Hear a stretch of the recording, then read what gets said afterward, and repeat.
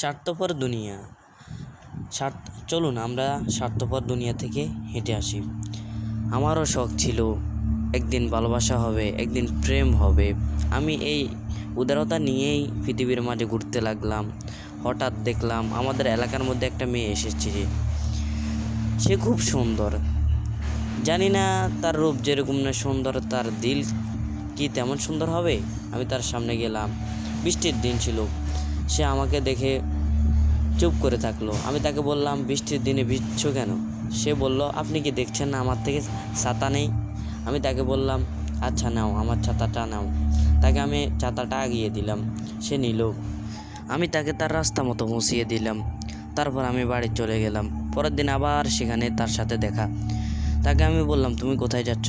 সে বলল, আমি স্কুলে যাচ্ছি। আমি বললাম, তোমার স্কুল কোথায়? সে তার স্কুলে পরিচয় দিল। তারপর আবার সে চলে গেল। পরের দিন আবার সেই জায়গায় তার সাথে দেখা। আমি তাকে বললাম, তুমি কি আমার বন্ধু হবা? সে বলল, হ্যাঁ, বন্ধু হতে সমস্যা কোথায়? তারপর থেকে তার সাথে প্রায় টাইম তার সাথে কথা বলা হতো। একদিন আমি তাকে বললাম, আমি তোমাকে অনেক ভালোবাসি, তুমি আমাকে রিজেক্ট করে দিও না। তারপর সে কিছু বলল না, সে লজ্জা পেল, সে চলে গেল। পরের দিন সে এসে দাঁড়িয়েছিল। আমি তাকে যেয়ে বললাম, তুমি আমার কথার উত্তর দিলে না, বলো তুমি কি আমাকে ভালোবাসো? সে বলল, হ্যাঁ ভাইয়া, আমিও তোমাকে অনেক ভালোবাসি। এভাবে অনেক দিন তার সাথে কাটতে লাগলো। অনেক দিন যাওয়ার পর একদিন হঠাৎ সে কান্দ্রা মুখে এসে বলল, আমার তো বিয়ে ঠিক হয়ে গেছে।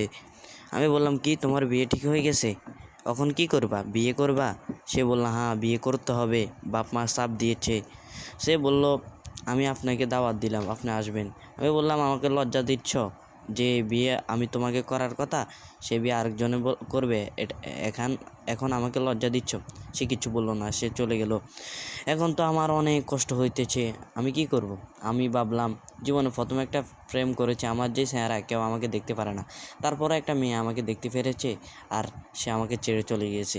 আমি এই ফান আর রাখবো না। আমি সোজাসুজি গেলাম ঢাকা ট্রেনের রাস্তায়, যে আমার মাথা বিলিয়ে দিতে লাগলাম।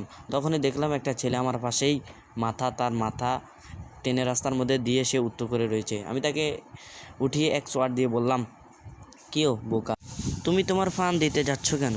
সে আমার ছোট ভাই ছিল, ছোট ভাইয়ের মতো ছিল, বয়সেও হয়তো ছোট হবে এবং গাজাতেও ছোট হবে। আমি তাকে বললাম, কেন ফান দিচ্ছ বোকা? সে বলল, আমি একটা মেয়েকে ভালোবাসতাম, সে আমাকে ধোঁকা দিয়ে চলে গেছে, তাই আমি আমার প্রাণ দিতে লাগলাম। আমি বললাম, বোকা, একজন মেয়ে মানুষের জন্য তুমি তোমার প্রাণ দিবে?